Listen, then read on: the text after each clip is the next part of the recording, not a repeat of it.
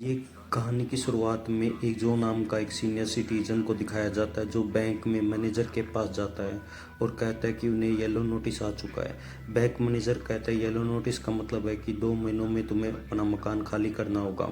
अगर तुम्हें पैसे चुका दिए तो तुम वहाँ पर रह सकते हो। और तभी बैंक के अंदर रोबर्स आ जाते हैं जो सबको नीचे लेटने के लिए कहते हैं।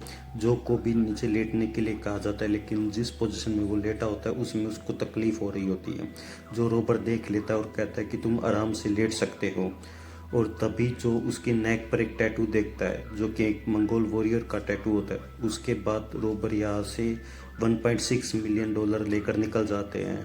अब जो ही एक ऐसा गवाह है जिसने रोबर की नेक पर टैटू देखा था, वो पुलिस को टैटू बनाने में मदद करता है और अपनी ग्रैंड डॉटर और बेटी के साथ घर आ जाता है। उसकी बेटी का डिवोर्स हो चुका है। वही दिखाया जाता है कि दो और दोस्त है जिनके नाम विली और एल्बर्ट है।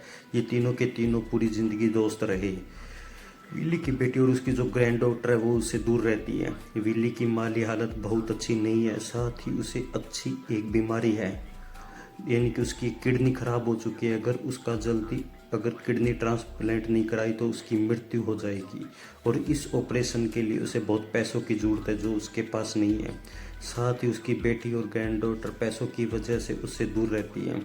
वही एल्बर्ट की हालत भी ऐसी होती है और उसकी एक नेबर भी है जो उसके पसंद करती है, लेकिन वो भी पैसों के चलते बहुत ज़्यादा सफ़र कर रहा होता है।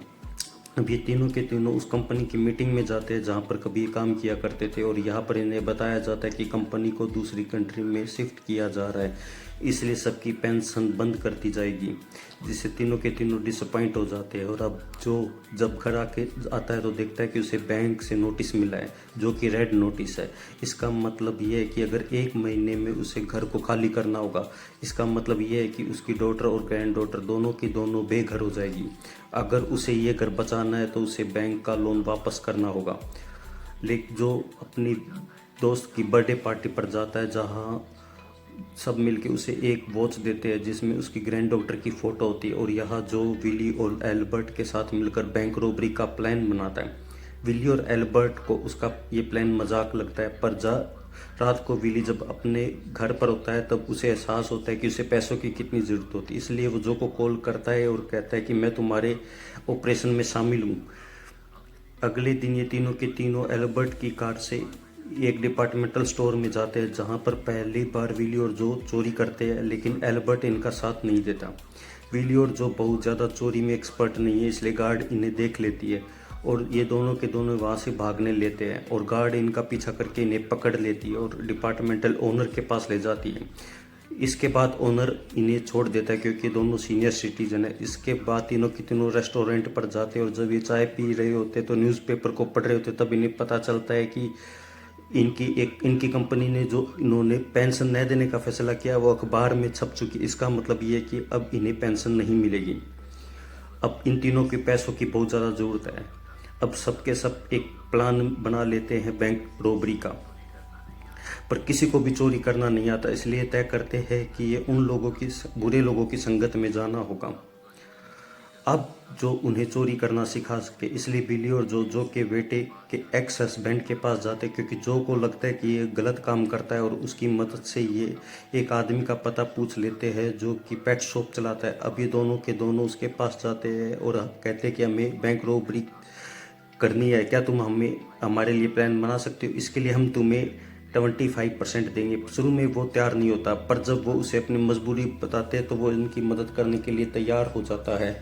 इसके बाद सबसे पहले ये उसी बैंक में जाते हैं जिस बैंक से इनको नोटिस आया था, जिस बैंक की कहानी की शुरुआत में रॉबरी हुई थी, और चारों तरफ ये फ़ोटो खींचना शुरू कर देते हैं। साथ ही फिजिकल फिटनेस और शूटिंग की भी प्रैक्टिस करते हैं। इन्हें 20 दिनों के अंदर चोरी करनी होगी क्योंकि 30 दिनों के अंदर जो को उसके घर से निकाल दिया जाएगा। ये तीनों के तीनों कार्निवल एक चैरिटी में हिस्सा लेते हैं जिसका कुछ दिनों के बाद बहुत बड़ा कार्निवल होने वाला है, ये उसी दिन चोरी करेंगे ताकि इनके ऊपर कोई शक करे तो इनके पास पुख्ता सबूत हो कि जिस दिन बैंक में रॉबरी हुई थी उस दिन ये कार्निवल में वॉलेंटियर थे, और जल्दी वो दिन आ जाता है जिस दिन कार्निवल होता है और आज ही के दिन इन्हें बैंक में रॉबरी करनी है। ये तीनों के तीनों कार्निवल में काम कर रहे होते हैं, पर किसी तरह से ये बड़ी चालाकी से बिना किसी को पता चले ये तीनों के तीनों अपना भेष बदल कर कार्निवल से बाहर आ जाते हैं। सबसे पहले कार्निवल से कार चोरी करते हैं और उस कार से बैंक में जाते हैं। उसके पास गन तो होती है पर गन में बुलेट नहीं डाली होती, ताकि ये नहीं चाहते कि गलती से भी बुलेट चले और किसी की जान जाए। और बैंक में जाने के बाद ये सबको गन पॉइंट पर ले लेते हैं, इसलिए सब अपनी पोजीशन में लेट जाते हैं और कैश काउंटर पर जाकर कैशियर को कैश बैंक में रखने के लिए कहते हैं। साथ ही विली को दिखाया जाता है जो सब पर नज़र रख रहा होता है, लेकिन उसका मांस बहुत ज़्यादा हैवी है और उसकी तबीयत भी ख़राब रहती है, इसलिए वो वहीं पर गिर जाता है जहाँ पर एक लड़की अपनी बेटी के साथ होती है। वो बच्ची विली से कहते हैं कि तुम मेरी डॉल ले लो। विली कहता है कि मैं तुम्हारी डॉल नहीं लूँगा, और तभी वो बच्ची उसका मांस खटाने लगती है। पर जब उसका आधा मांस खट जाता है तो उसकी मोम उसके मांस को वापस लगा देती है। इससे विली का आधा चेहरा दिख जाता है। साथ ही विली के हाथ में वो घड़ी भी देख लेती है जिसमें उसके ग्रैंड डॉक्टर की फ़ोटो होती है। अब तीनों ने बैंक रॉबरी कर ली है, पर इससे पहले कि ये यहाँ से निकलते बैंक का जो मैनेजर होता है इनकी तरफ गन तान देता है, पर ये तीनों अपनी गन भी उसकी तरफ कर देते हैं उस जिसमें एक भी गोली नहीं है। लेकिन ये बैंक मैनेजर को डराने में कामयाब हो जाते हैं और बड़ी चालाकी से यहाँ से तीनों के तीनों निकल जाते हैं। सबसे पहले ये पेट शॉप के ओनर के पास जाते जिसने पूरा का पूरा प्लान बनाया था, ये सारे पैसे उसे दे देते हैं और उसके बाद बड़ी चालाकी से वापस कार्निवल में आ जाते हैं, ठीक उसी तरह से जिस तरह से ये निकले थे। वहाँ पर बहुत सारे सीसीटीवी कैमरे होते हैं जिनमें उनके लगातार फुटेज रिकॉर्ड हो रही है, इसलिए कोई साबित नहीं कर सकता कि ये वहाँ से कार्निवल से कुछ देर के लिए बाहर निकले थे। सबको ऐसे ही लगेगा कि ये पूरी वक्त कार्निवल में ही थे और इसी तरह से ये निकले भी थे। अब बैंक में दिखाया जाता है जहाँ FBI पहुँच चुकी है और उनकी रिकॉर्डिंग फुटेज और वीडियो देख रही होती है। उसमें वो बच्ची भी होती है जिसने विली के मास्क को हटाया था। अब FBI को पता चल चुका है कि ये 60+ के लोग हैं, क्योंकि उनकी चाल ढाल बहुत स्लो होता है। अब इनके पास जितनी भी फुटेज होती है ये उन सब फुटेज को इंटरनेट पर पब्लिश कर देते ताकि कोई भी इन्हें चाल ढाल से पहचान सके तो वो FBI से कांटेक्ट करके बता दें। और विली की अचानक एक दिन तबीयत खराब हो जाती है। जो और एल्बर्ट उसे हॉस्पिटल ले जाते हैं जहां इन्हें पता चलता है कि विली की किडनी की फेलियर हो चुकी है और उसे किडनी की ज़रूरत है। अगर किडनी ट्रांसप्लांट नहीं की गई तो जो की मृत्यु हो जाएगी। विली ने ये बात जो और एल्बर्ट को नहीं बताई थी। जब इन्हें बात पता चलती है तो ये दुखी होते हैं। एल्बर्ट कहता है कि मैं विली को अपनी किडनी दे दूंगा। इसका मतलब ये है कि जल्द ही विली का ऑपरेशन हो जाएगा और वो भी पूरी तरह से ठीक हो जाएगा। वही में दूसरी तरफ डिपार्टमेंटल स्टोर के ओनर को दिखाया जाता है जिसने पहले कभी चोरी में विली और जो को पकड़ा था। उस वक्त एल्बर्ट भी वही था। तो विली और जो जब भाग रहे तो एल्बर्ट भी अपने आप भागना शुरू हो गया था। जो फुटेज उन्होंने पब्लिक किया होता है वो उनकी चाल देखता है और अपनी पुरानी फुटेज से उनको मिला लेता है और वो समझ जाता है कि ये जो बंदा है ये एल्बर्ट है। इसलिए वो FBI के पास चला जाता है और FBI को बता देता है कि ये कौन है। इसके बाद ये इन तीनों से इन्वेस्टिगेट करती है और पूछती है कि जिस वक्त चोरी उस वक्त तुम कहाँ पर थे। ये बताते हैं कि ये तीनों के तीनों कार्निवल्स में थे और जब इनसे पूछा जाता है कि चोरी से पहले तुम कहाँ थे तो ये तीनों अलग अलग बातें बताते हैं जो पल इन्होंने चोरी से पहले दूसरों के साथ ही बताए थे। दरअसल ये भी इनके प्लान का हिस्सा था। FBI के एजेंट इनका इन्वेस्टिगेशन करती जिसमें ये पूरी तरह से खरे उतरते हैं। इन्होंने जानबूझकर अपना टाइम अपने परिवार के साथ स्पेंड किया था। जैसे जो अपनी फैमिली के साथ था वही एल्बर्ट उस लेडी के साथ था जो लेडी उसे पसंद करती थी। अब ये दोनों के दोनों रिलेशनशिप में हैं और एल्बर्ट उसके लिए उसका खाना बनाता है।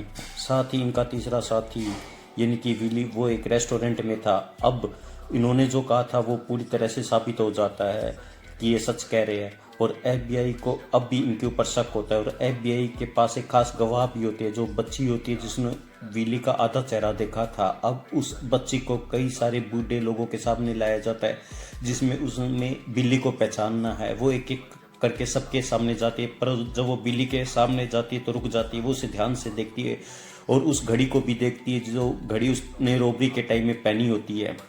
पर वो FBI से कहती है कि इनमें से कोई नहीं, और मुस्कुराने लगती है।